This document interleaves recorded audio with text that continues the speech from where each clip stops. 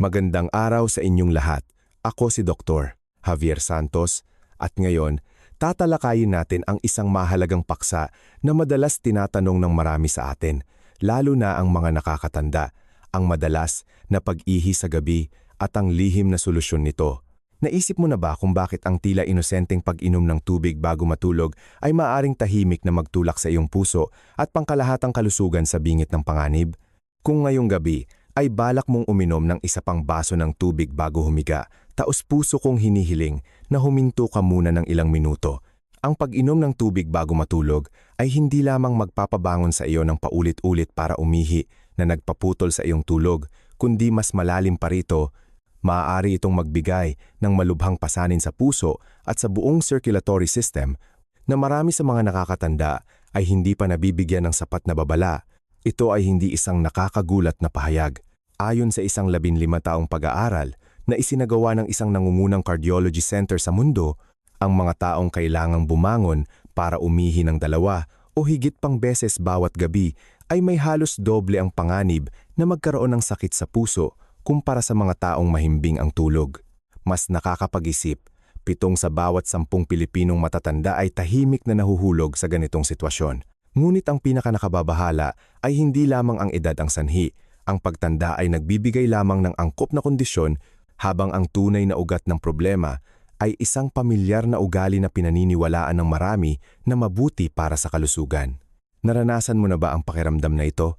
Bumangon ka ng 1 beses ngayong gabi, pagkatapos ay 2 beses o kahit 3 beses o higit pa. Kung nangyayari ito ng madalas, mangyaring bigyan ito ng lubos na pansin. Dahil ang iyong katawan ay nagpapadala ng isang maagang babala. Marami pa rin ang nagkukumbinsi sa kanilang sarili na normal lang sa matatanda ang bumangon para umihi sa gabi, kailangan lang tiisin.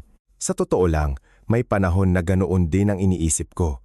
Ngunit pagkatapos ng halos 28 taon ng pagtatrabaho sa larangan ng geriatrics, pakikipag-ugnayan at paggamot sa libu-libong matatandang pasyente, naiintindihan ko na ang katotohanan ay hindi ganoon kasimple. Ang madalas na pag-ihi sa gabi ay hindi lamang isyu ng pantog. Ito ay may malakas na ugnayan sa puso, utak, at maging sa panganib ng mapanganib na pagkahulog sa dilim ng gabi. Ang nakakalungkot ay ang karamihan sa inyo ay hindi pa nabibigyan ng sapat na gabay, samantalang ang paraan ng pagpapabuti ay napakasimple. Hindi kailangan ng mamahaling gamot, hindi kailangan ng komplikadong medikal na interbensyon, at lalong hindi kailangan ng pagpapa-ospital. Kailangan lamang ng isang maliit na kutsarita ng isang bagay na halos bawat kusina ay mayroon. Kung gagamitin ng tama, sa tamang oras, malaki ang maitutulong nito upang makita ang malinaw na pagbabago sa iyong katawan.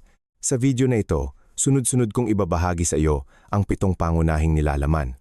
Una, ang 3 malalalim na sanhi ng madalas na pag-ihi sa gabi na marami ang nakakaligtaan. Pangalawa, ang mga istatistika at ang nakakapinsalang maling pagkaunawa tungkol sa sakit ng pagtanda. Pangatlo, ang tunay na panganib ng paggising sa gabi para sa cardiovascular system at ang panganib ng pagkahulog. Pang-apat, ang 5 karaniwang pagkakamali na ginagawa ng marami sa inyo. Panlima, ang siyentipikong paliwanag kung bakit ang isang maliit na kutsarita ay may ganoong kalaking epekto. Pang-anim, ang mga tiyak, ligtas, at madaling gamitin na tagubilin sa bahay. Pang-7, ang mga simpleng gawi na magpapataas ng dobleng bisa. Ako ay isang doktor na nagtatrabaho sa pangangalaga ng kalusugan ng matatanda sa loob ng halos 3 dekada. Sa aking klinika, marami akong nakasalamuhang mga pasyente na sumuko dahil sa pag-iisip na kailangan lang tanggapin ang mga problema sa pagtanda. Sa bawat pagkakataon, lubos akong nalulungkot. Ngunit doon din, nasaksihan ko ang maraming tao na nagbago ng kanilang buhay sa pamamagitan lamang ng tamang pagbabago ng isang maliit na ugali bago matulog. Bago tayo pumunta sa detalyadong nilalaman, nanonood ka ba ng video na ito sa kama o sa sofa at anong oras na ngayon? Mangyaring mag-iwan ng komento at ibahagi ito sa akin. Para sa akin, ang bawat isa sa inyo ay isang kagalang-galang na nakakatanda. At umaasa ako na panoorin ninyo ang buong video na ito upang hindi mapalampas ang mga bagay na talagang makakapagprotekta sa inyong kalusugan. Unang bahagi, 3 pangunahing sanhi ng madalas na pag-ihi sa gabi.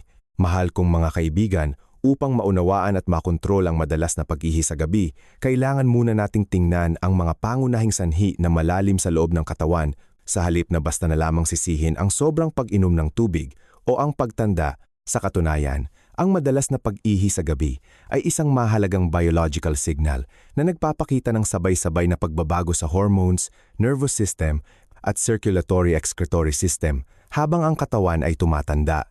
Ang una at pinakamahalagang sanhi ay ang pagbaba ng antidiuretic hormone, ADH. Sa ating katawan, mayroong isang napakakomplikadong mekanismo na kumikilos tulad ng isang factory manager sa gabi. Ito ang nag-uutos sa mga bato na oras na para magpahinga at bawasan ang produksyon ng ihi. Sa medikal na termino, ang mekanismong ito ay kinokontrol ng ADH na tumutulong sa katawan na panatilihin ang tubig sa gabi upang ang tulog ay maging tuloy-tuloy. Noong bata pa, malakas ang paggana ng manager na ito.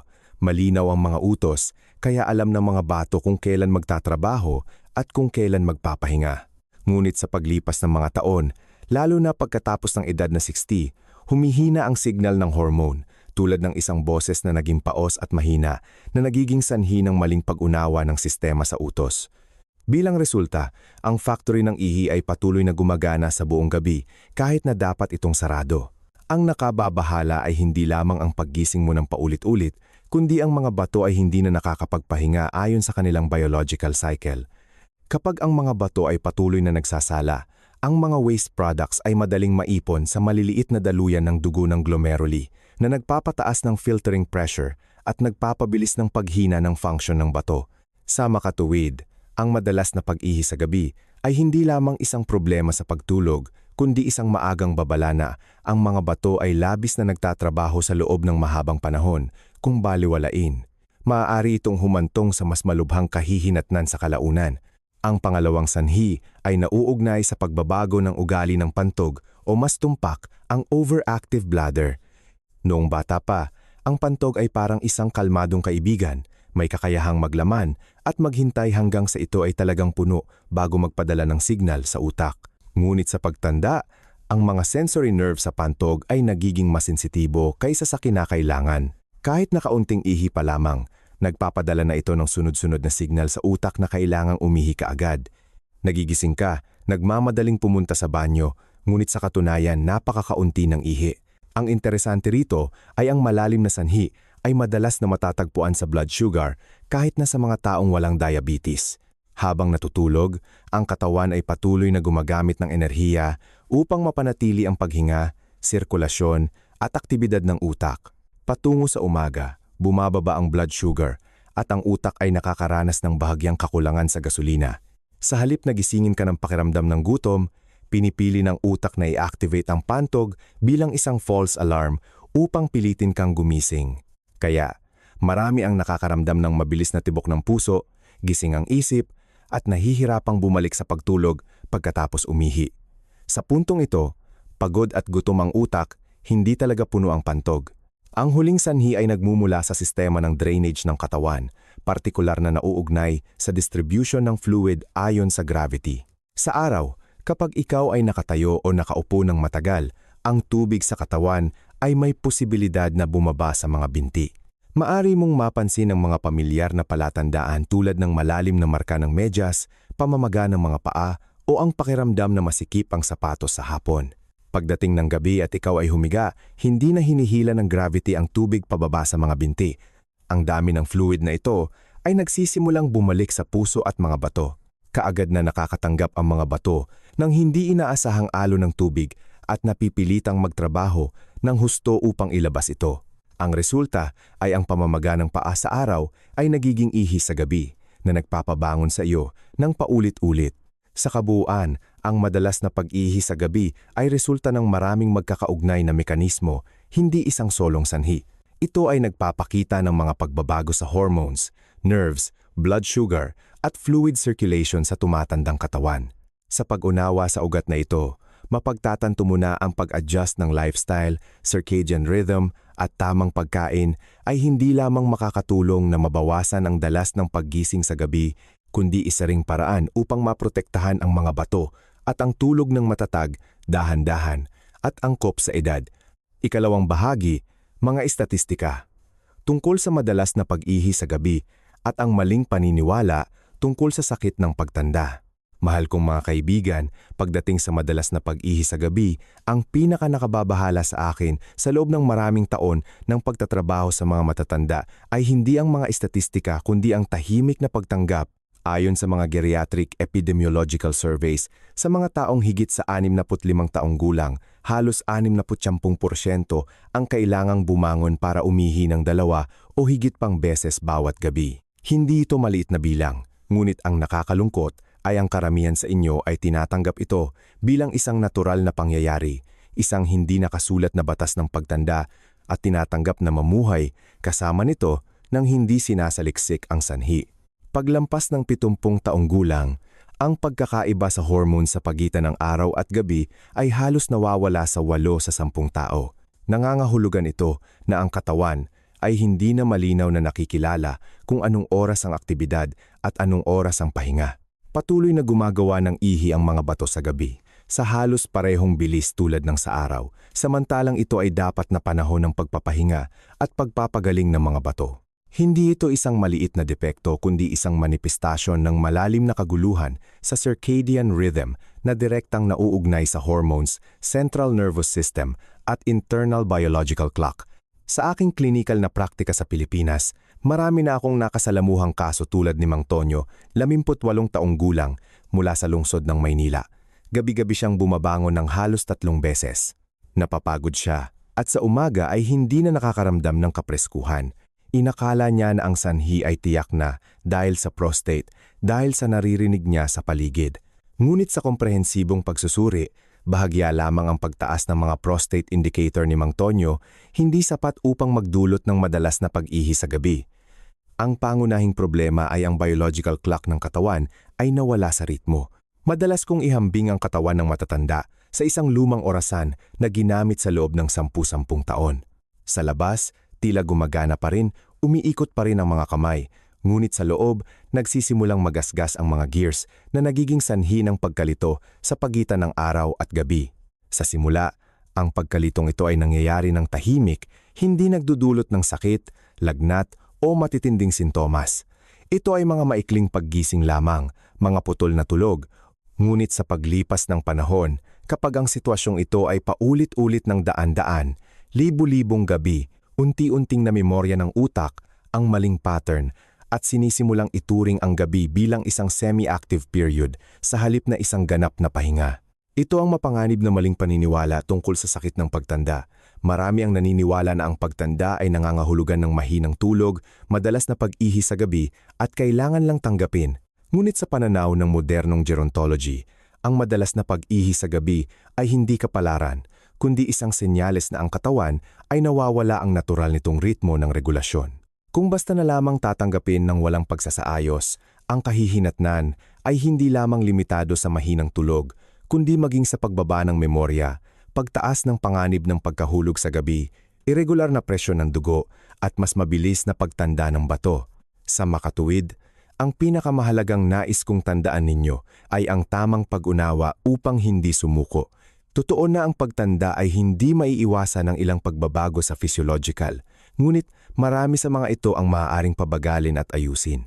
Kung maaga nating matukoy at makakuha ng tamang direksyon, ang madalas na pag-ihi sa gabi ay hindi para tiisin kundi isang banayad ngunit seryosong paalala na ang katawan ay nangangailangan ng pakikinig at mas wastong pangangalaga.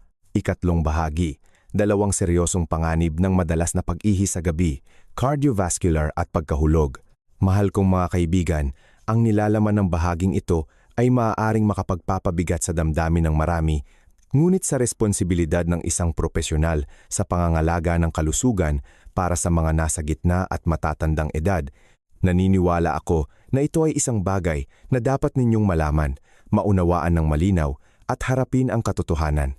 Ang madalas na pag-ihi sa gabi ay hindi lamang isyu ng pagkagambala sa tulog o abala sa pang-araw-araw na gawain, kundi sa likod nito ay may mga tahimik ngunit napakaseryosong panganib na direktang nauugnay sa puso, utak at panganib ng pagkahulog. Una sa lahat, pag-usapan natin ang puso. Sa isang malusog na katawan, kapag pumapasok sa malalim na pagtulog, automatikong bumababa ang presyon ng dugo ng halos 10 hanggang 20%.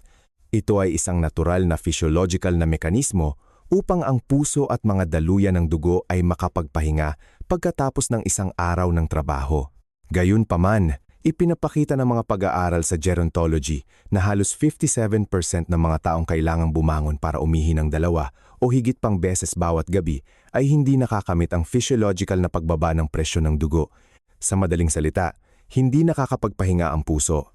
Kahit na nakahiga ka sa kama, madalas kong ikinukumpara ang puso ng taong madalas umihi sa gabi sa isang truck na dinala sa garahe para sa pagpapanatili sa gabi, ngunit patuloy na pinapagana ang makina. Hindi ganap na pinapatay ang makina, hindi nakakapagpahinga ang mga bahagi, at sa kalaunan ay mas mabilis na masisira.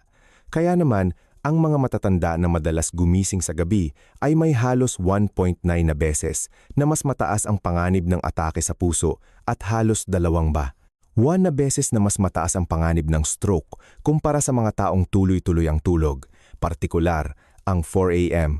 hanggang 6 a.m. ay isang napakasensitibong yugto. Kapag nagsisimulang tumaas ang presyon ng dugo bilang paghahanda sa paggising, kung ang mga daluyan ng dugo ay na-stress na sa buong gabi, ang kakayahan ng pag-aangkop sa oras na ito ay lubhang bababa, kaya tumataas ang panganib ng cardiovascular event. Bukod sa cardiovascular, ang pinakapraktikal at kagyat na panganib ay ang pagkahulog. Sa gabi, kapag mahina ang ilaw, hindi pa ganap na gising ang katawan, maaaring bahagyang bumaba ang presyon ng dugo kapag biglang tumayo. Ang paglalakad mula sa kwarto patungo sa banyo ay nagiging isang mapanganib na paglalakbay. Ipinapakita ng mga estatistika na halos 44% ng mga kaso ng bali ng balakang sa mga taong higit sa 65 taong gulang ay nangyayari habang umiihi sa gabi. At kapag nabali na ang balakang, hindi lamang sa sakit nagtatapos ang kwento. Sa aking karanasan sa paggamot, hindi ko malilimutan ang kaso ni Aling Nena, 62 taong gulang, na dati ay napaka-aktibo at nakakagawa ng lahat ng kanyang pang-araw-araw na gawain. Dahil lamang sa isang pagkadulas sa madaling araw habang umiihi, nabali ang kanyang balakang, kinailangan siyang operahan at manatili sa ospital ng mahabang panahon na sinundan ng sunod-sunod na araw ng pagdepende, takot sa paggalaw, pagkawala ng kumpiyansa, at maging ang buong pamilya ay nabaligtad ang ritmo ng buhay. Mas nakakalungkot, ipinapakita ng mga istatistika na ang fatality rate sa loob ng 1 taon pagkatapos ng bali ng balakang sa mga matatanda ay maaaring umabot sa halos 21%. Ito ay isang bilang na dapat pag-isipan ng sinumang nagtatrabaho sa medisina. Kaya, nais kong malinaw ninyong maunawaan na ang madalas na pag-ihi sa gabi ay hindi lamang abala kundi isang tunay na panganib sa buhay at kalidad ng pamumuhay. Mangyaring seryosohin ang pagsusuri ng iyong living space. Mayroon bang sapat na ilaw sa gabi mula sa kwarto hanggang sa banyo? Madulas ba ang sahig? Mayroon bang non-slip mat o madaling madulas na door threshold? Ang mga bagay na tila napakalit na ito ang siyang huling hadlang laban sa mga aksidente sa gabi. Sa edad na ito, ang pangangalaga sa kalusugan ay hindi na tungkol sa paggamot sa sakit kapag nangyari na kundi sa pagkakita ng panganib ng maaga at aktibong pag-iwas. Ang tamang pag-unawa sa madalas na pag-ihi sa gabi ang siyang unang hakbang upang maprotektahan ang iyong puso, utak at iyong kaligtasan sa bawat mahimbing na tulog. Kung sa tingin mo ay kapaki-pakinabang ang pagbabahaging ito, mangyaring magkomento ng 2 sa ibaba. Ito ang simpleng paraan upang malaman ko na interesado ka pa rin at kasama mo ako sa paglalakbay tungo sa malusog at dekalidad na pamumuhay araw-araw. Ika-4 na bahagi, pagwawasto sa 5 karaniwang maling kaalaman. Mahal kong mga kaibigan, sa aking karanasan sa pagsusuri at pakikisalamuha sa mga matatanda sa Pilipinas, napansin ko ang isang bagay na kapansin-pansin.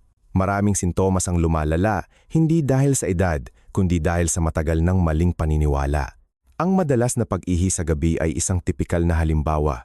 Ngayon, gusto kong iwasto ang 5 karaniwang maling paniniwala upang hindi natin sinasadyang saktan ang ating sariling katawan sa pamamagitan ng mga pag-iisip na tila makatuwiran.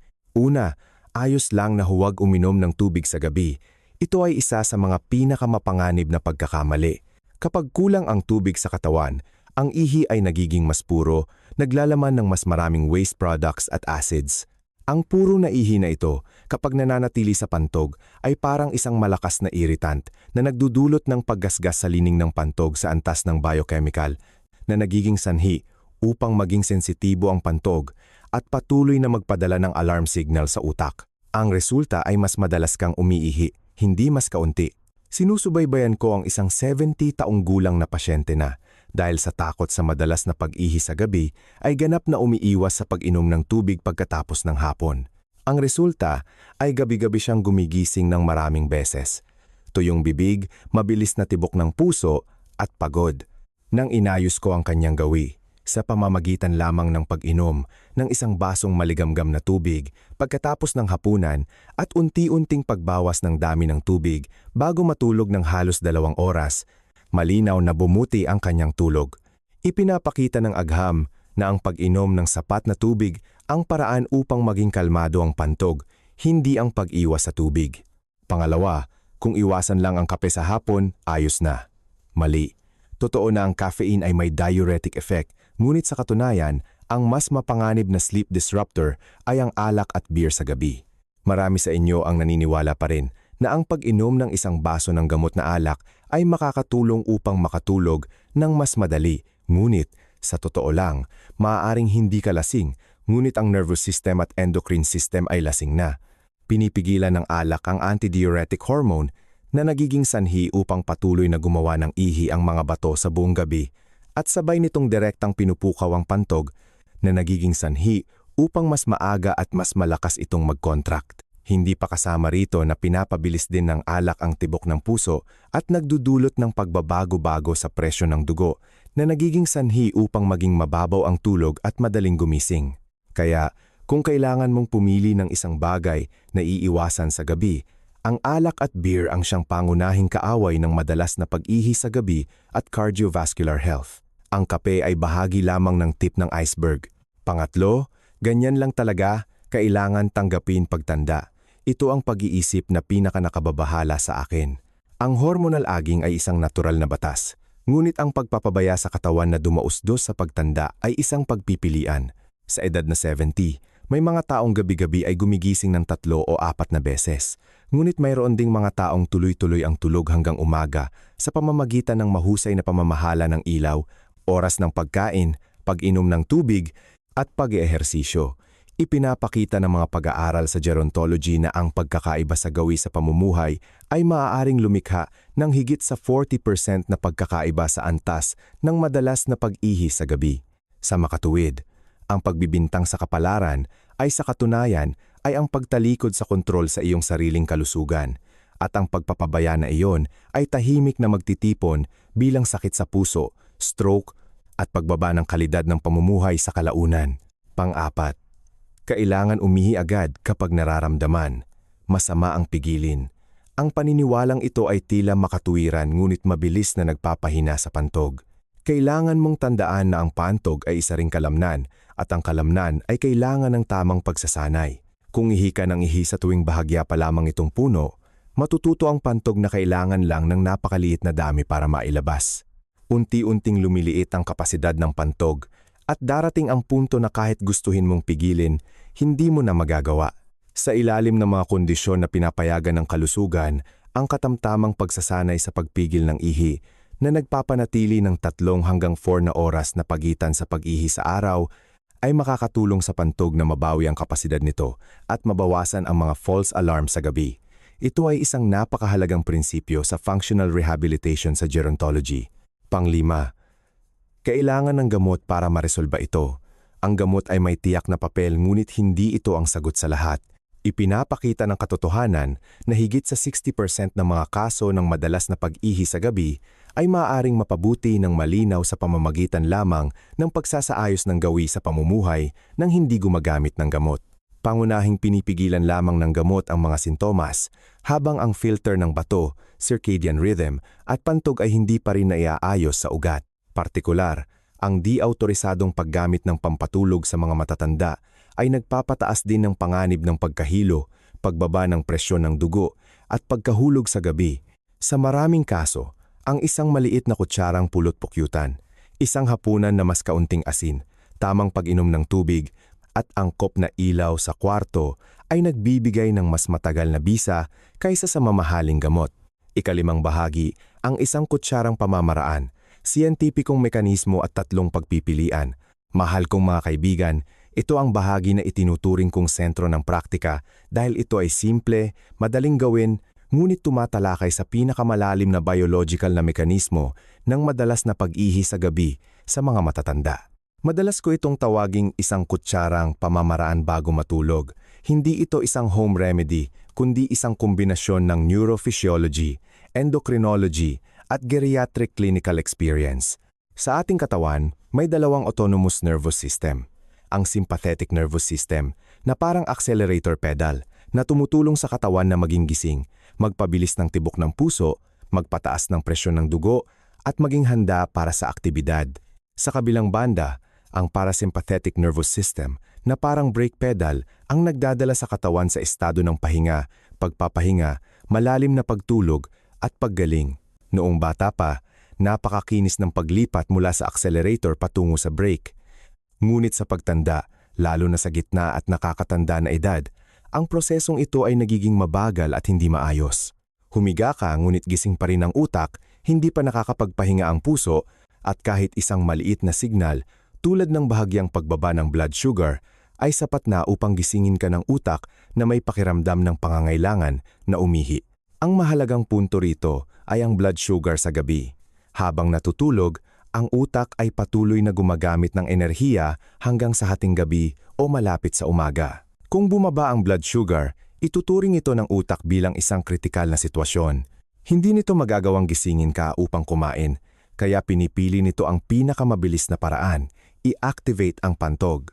Sa tingin mo ay kailangan mong umihi, ngunit sa totoo lang, gutom at nag-aalala ang utak. Ang isang kutsarang pamamaraan ay upang mapanatili ang stable na blood sugar sa buong gabi na tumutulong sa utak na makapagpahinga at sa gayon ay mabawasan ang madalas na pag-ihi sa gabi at maging mas tuloy-tuloy ang pagtulog.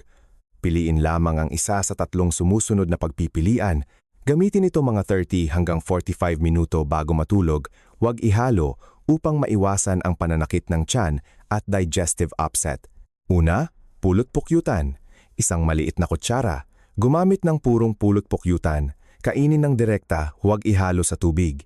Ang pulot-pukyutan ay naglalaman ng glucose at fructose sa natural na ratio na tumutulong sa unti-unting at matatag na pagpapatatag ng blood sugar, hindi nagdudulot ng biglaang pagtaas at mabilis na pagbaba. Bukod pa rito, sinusuportahan din ng pulot-pukyutan ang paglabas ng tryptophan, isang precursor ng serotonin at melatonin, dalawang mahalagang substance para sa malalim na pagtulog at circadian rhythm sa gabi. Sa aking praktika, ito ang pagpipilian na nagbibigay ng pinakamabilis at pinakamalinaw na resulta sa mga madalas gumising malapit sa umaga. Gayunpaman, ang mga pasyenteng may diabetes ay kailangang kumonsulta sa kanilang doktor bago gamitin upang maayos ang dosis. Pangalawa, saging. Kalahating maliit na saging. Ang saging ay isang prutas na madaling mahanap, madaling tunawin at napakaangkop para sa mga matatanda. Naglalaman ang saging ng magnesium at potassium, dalawang mineral na tumutulong sa pagpapahinga ng smooth muscles, nagpapakalma sa nervous system at nagbabawas ng bladder spasms. Kasabay nito, ang natural na carbohydrate sa kalahating saging ay sapat upang mapanatili ang enerhiya ng utak nang hindi nagdudulot ng pananakit ng tiyan. Ito ay isang angkop na pagpipilian para sa mga hindi makagamit ng pulot-pukyutan o may sensitibong digestive system. Pangatlo, almonds. Humigit kumulang 7 butil. Ang almonds ay nagbibigay ng malusog na taba at plant-based protein na tumutulong sa unti-unting paglabas ng enerhiya sa buong gabi, kaya hindi nagkakaroon ng biglaang kakulangan sa enerhiya ang utak. Bukod pa rito, naglalaman din ang almonds ng magnesium na sumusuporta sa pagpapahinga ng nerbiyos. Dapat mong nguyain ng mabuti at huwag kumain ng sobra dahil ang labis na pagkain ay magdudulot ng pananakit ng tiyan at magiging kontraproduktibo. Mula sa pananaw ng pilosopiya ng buhay, ang pamamaraang ito ay nagpapaalala sa atin ng isang napakalalim na bagay. Ang katawan ng matatanda ay hindi kailangan ng pilit kundi ng pagtitiyak. Ang isang maliit na kutsara sa tamang oras ay hindi lamang nutrisyon kundi isang senyales ng kaligtasan na ipinapadala sa utak na hindi kailangan maging alerto ngayong gabi, hindi kailangan gisingin ang may-ari. Kapag kalmado ang utak, gagaan ang pasanin ng mga bato, hihinto ang mga alarm ng pantog, at ang pagtulog ay tunay na babalik sa tamang kahulugan nito.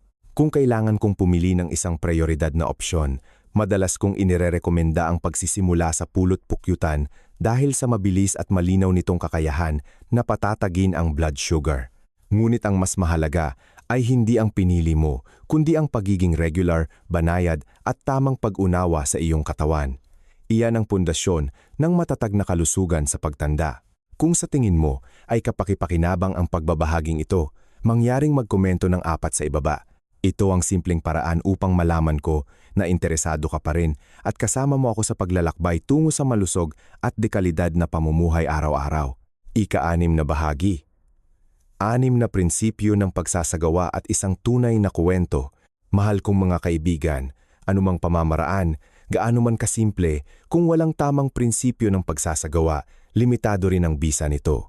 Sa pangangalaga ng kalusugan ng mga nasa gitna at matatandang edad, palagi kong binibigyang diin ang isang bagay na pilosopikal, ngunit napakasiyentipiko.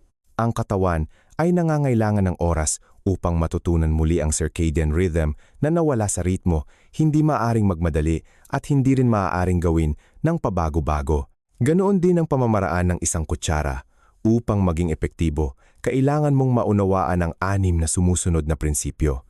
Una, ang oras ng paggamit ay mahalaga. Dapat itong gamitin mga 30 hanggang 40 minuto bago matulog. Ito ay sapat na oras upang ang blood sugar ay maging stable. Ang parasympathetic nervous system ay nagsisimulang mangibabaw. Nakakatanggap ang utak ng signal ng kaligtasan at unti-unting lumilipat sa mode ng pahinga. Kung gagamitin ng masyadong malapit sa oras ng pagtulog, hindi pa kayang iproseso ng katawan at ang bisa ay lubhang bababa. Pangalawa, ang dosis ay dapat tumpak. Isang maliit na kutsara lamang, hindi higit pa. Marami sa inyo, dahil sa pagmamadali na gumaling agad, ay kusang loob na nagpapataas ng dosis na sa hindi sinasadya ay nagiging sanhi upang mas magtrabaho ang digestive system sa gabi na nagdudulot ng pananakit ng tiyan, acid reflux o hirap sa pagtulog. Para sa katawan na tumanda na, ang sapat ay mabuti, ang sobra ay pasanin. Pangatlo, huwag gamitin kasama ng tubig. Kapag uminom ka ng dagdag na tubig, tataas ang volume ng tiyan, tataas ang presyon sa pantog at salungat ito sa layunin ng pagbabawas ng madalas na pag-ihi sa gabi. Ang pamamaraang ito ay hindi upang punuin, kundi upang tiyakin ang utak sa pamamagitan ng isang nakastreamline na signal ng enerhiya. Pang-4, kailangang gawin ng tuloy-tuloy sa loob ng hindi bababa sa 7 hanggang 14 na araw. Ito ang oras upang ayusin ng katawan ang hormonal rhythm at matutunan muli ang ugali ng malalim na pagtulog. Mabilis na bumubuti ang ilang tao pagkatapos ng ilang gabi, ngunit mayroon ding mga kailangan ng halos 2 linggo upang makita ang malinaw na pagkakaiba. Ang mahalaga ay huwag sumuko sa kalagitnaan dahil lamang sa hindi mo pa nakikita ang pagbabago sa unang ilang araw. Pang-5, dapat mong itala ang bilang ng beses na gumigising ka bawat gabi kasama na ang oras malapit sa umaga. Ang pagtatala ay hindi upang magbigay ng presyon, kundi upang matulungan kang makita ang aktwal na pag-unlad. Kapag unti-unting bumaba ang bilang, lumalakas ang kumpiyansa at mas madaling mag-relax ang nervous system. Ito ay isang napakahalagang prinsipyo sa psikolohiya, sa paggamot na walang gamot, pang-6, at ang sapilitang prinsipyo ng kaligtasan. Kung sa panahon ng pagmamanman ay nakaranas ka ng pagdurugo sa ihi, hindi maipaliwanag na pagbaba ng timbang, matinding pananakit ng likod, o matagal na pagkapagod, huwag na huwag mong subukang gamutin ang iyong sarili sa bahay, kundi kumonsulta ka agad sa isang espesyalista. Ang pamamaraang ito ay angkop lamang para sa functional nocturia na sanhi ng kaguluhan sa circadian rhythm at hindi ito kapalit ng medikal na diagnosis kapag may mga senyales ng babala. Hayaan mong ibahagi ko ang isang tunay na kwento upang magkaroon ka ng dagdag na kumpiyansa. Si Lola Rosa, 73 taong gulang, na nakatira kasama ang kanyang mga anak at apo sa labas ng lungsod ng Cebu. Sa loob ng maraming taon, gabi-gabi siyang gumigising ng 3 beses dahil sa madalas na pag-ihi sa gabi na may kasamang pananakit ng tuhod. Dahil sa magulong tulog, siya ay madalas na iritable. Sa araw ay pagod siya at nalulungkot. Matapos gabayan na regular na gumamit ng isang maliit na kutsarang pulot pukuyutan bawat gabi, kasama ang pagtulog sa tamang oras at hindi pag-inom ng tubig malapit sa oras ng pagtulog. Pagkalipas lamang ng 2 linggo, bumaba ang kanyang paggising sa 1 beses na lang bawat gabi. Ang pinakamasaya sa kanya ay hindi lamang ang mas mahimbing na tulog kundi ang gaan ng kanyang kalooban. Sa umaga, wala na siyang pakiramdam ng takot sa gabi. Sa aking pananaw, ang kwentong ito ay hindi isang himala kundi isang patunay ng isang napakatotoong katotohanan. Kapag tinatrato natin ang katawan ng may pag-unawa at pasensya, tutugon ang katawan sa pamamagitan ng tahimik ngunit matatag na paggaling. Hindi kailangan ng matatanda ng magulong solusyon, kundi ng maliliit, tama at regular na gawain upang ang bawat gabi ay hindi na isang alalahanin, kundi bumalik sa tamang kahulugan nito bilang oras ng pahinga at pagbabago. Ikapitong bahagi, paraan ng paggamit ng pulot-pukyutan para sa 3 beses na mas epektibong resulta. Mahal kong mga kaibigan, parehong pulot-pukyutan, ngunit ang bisa nito sa pagtulog at madalas na pag-ihi sa gabi ay maaaring magkakaiba kung mali ang pipiliin nating uri o kung mali ang paraan ng paggamit. Sa gitna at matatandang edad, hindi na malakas ang kakayahan ng katawan na mag-regulate ng sarili tulad noong bata pa. Kaya, ang kalidad ng input ay mas mahalaga kaysa sa dami. Una sa lahat, kailangan mong malinaw na makilala ang pagkakaiba sa pagitan ng natural na pulot-pukyutan mula sa bulaklak at ang pulot-pukyutan na pinalaki gamit ang asukal. Sa kasalukuyan, maraming malalaking bote ng murang pulot-pukyutan ang karaniwang ibinebenta sa mga supermarket. Sa legal na aspeto, tinatawag pa rin itong pulot-pukyutan, ngunit sa biological na aspeto, mas kahawig ito ng tubig na may asukal kaysa sa functional na pagkain. Ang mga uri na ito ay halos wala ng antioxidant compounds, living enzymes, o mga sangkap na sumusuporta sa pagpapakalma ng bato at nervous system. Kung gagamitin ang ganitong uri, hindi makakatanggap ang utak ng kinakailangang signal ng kaligtasan, kundi makakaranas lamang ng panandaliang pagtaas ng asukal na mabilis na bababa. Kaya, dapat kang pumili ng natural na pulot-pukyutan. Kahit na mas mataas ng kaunti ang presyo, sulit ito para sa pangmatagalang kalusugan. Kapag tumitingin sa label ng produkto, bigyang pansin ang carbon isotope ratio sa likod. Kung ang numerong ito ay mas mababa sa 22.5, halimbawa 23 o 24, ito ay isang maaasahang ebidensya na ang pulot-pukyutan ay natural na pinagmulan mula sa bulaklak, hindi nahaluan ng industrial sugar.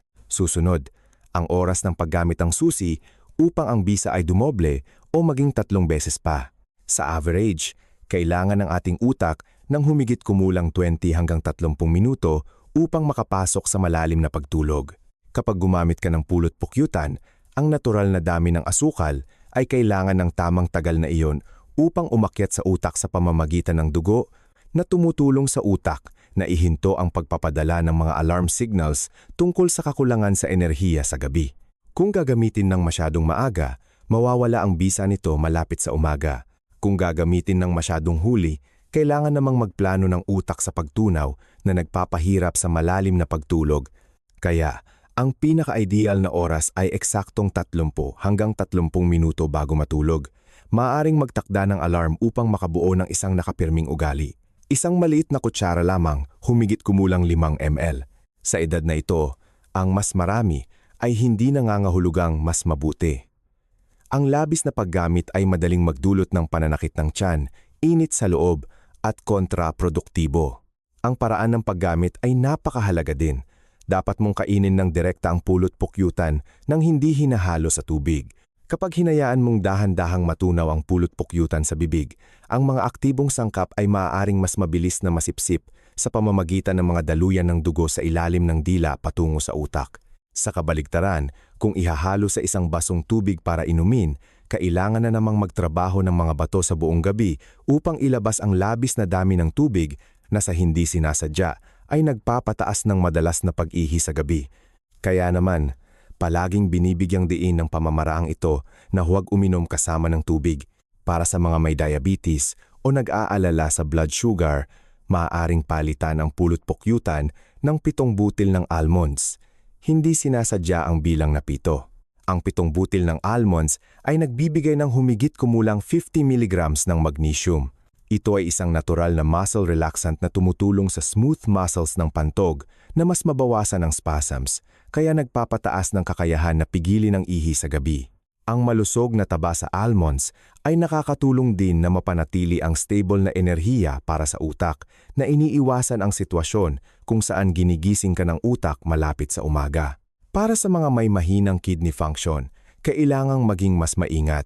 Dapat mong bawasan ang dami ng pulot-pukyutan sa kalahati dahil ang ilang mineral tulad ng potassium kung labis na gagamitin ay maaaring magbigay ng presyon sa bato. Kinabukasan, obserbahan kung may bahagyang pamamaga sa mukha o mga paa. Kung mayroon, iyon ay isang senyales na kailangan mong bawasan ang dosis o pansamantalang ihinto. Ang isa pang mahalagang paalala ay huwag na huwag haluan ng kumukulong tubig na higit sa 60 degrees Celsius ang pulot pukyutan. Ang mataas na temperatura ay mawawalan ng mga mahahalagang enzyme na magpapabago sa pulot pukyutan mula sa isang supportive na pagkain patungo sa isang simpleng uri ng asukal. Madalas kong binibigyan ang mga pasyente ng isang napakasimple ngunit napaka-epektibong ehersisyo, iyon ay simulan ang pagtatala ng ihi simula ngayong gabi. Itala lamang ang bilang ng beses na gumigising ka bawat gabi kasama na ang oras malapit sa umaga. Kapag nakita mong bumaba ang bilang mula 3 patungong 2, automatikong makakaramdam ang utak ng kaligtasan. Ang pakiramdam ng kaligtasan na iyon ang siyang makakatulong sa iyong mas malalim na pagtulog. Karaniwan, pagkalipas ng 3 araw, maraming tao ang nakakaramdam ng gaan sa katawan at pagkalipas ng halos 2 linggo, mas nagiging matatag ang pagbabago. At kung sa tingin mo ay nararapat ipatupad ang nilalamang ito, mangyaring mag-iwan ng komento ng 6 sa ibaba ng video. Hindi lamang iyon ang signal na nakikinig ka, kundi isang maliit na pangako sa iyong sariling kalusugan. Ika-8 bahagi, mga gawi sa gabi at araw upang doblehin ang bisa. Mahal kong mga kaibigan, walang isang solong pamamaraan na makakapagbigay ng buong bisa kung ito ay nag-iisa. Sa gitna at matatandang edad, ang kalusugan ay resulta ng maraming maliliit na gawi na pinagsama-sama, hindi isang mabilis na tip o isang solong dosis. Kaya, ang bisa ng isang kutsarang pamamaraan bago matulog ay dodoble o magiging mas matatag pa kung sabay mong iaayos ang ilang gawi sa gabi at araw upang sumunod sa natural na pisyolohiya ng katawan. Una sa lahat, sa gabi, ang oras na nagtatakda ng kalidad ng buong tulog, dapat kang kumain ng hapunan bago mag-PM dahil pagkatapos ng oras na ito, nagsisimulang bumagal ang digestive system.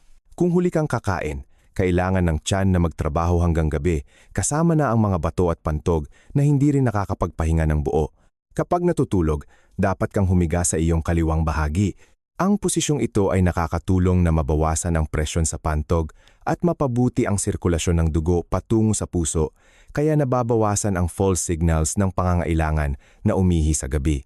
Isang napakaraming tao ang nakakaligtaan ay ang blue light mula sa cellphone at TV.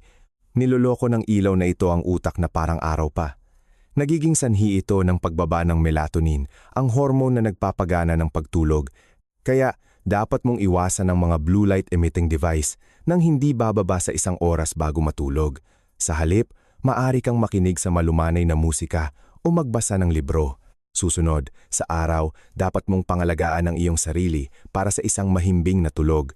Bawat umaga, dapat kang magpaaraw ng 20 hanggang 30 minuto, pinakamabuti bago mag-9 AM. Nakakatulong ang maagang sikat ng araw sa utak na i-reset ang biological clock na malinaw na nakikilala ang araw at gabi, kaya nababawasan ang pagkalito na nagiging sanhi ng maling paggana ng mga bato. Ang pag-inom ng tubig ay kailangan ding ipamahagi ng maayos. Humigit kumulang 70% ng dami ng tubig ay dapat inumin sa umaga at tanghali upang iproseso ng mga bato habang aktibo pa ang katawan. Kung iipunin ang pag-inom ng maraming tubig sa hapon at gabi, kailangan ng mga bato na magtrabaho sa gabi na nagreresulta sa mas madalas na pag-ihi sa gabi. Napakahalaga din ng pag-ehersisyo sa araw.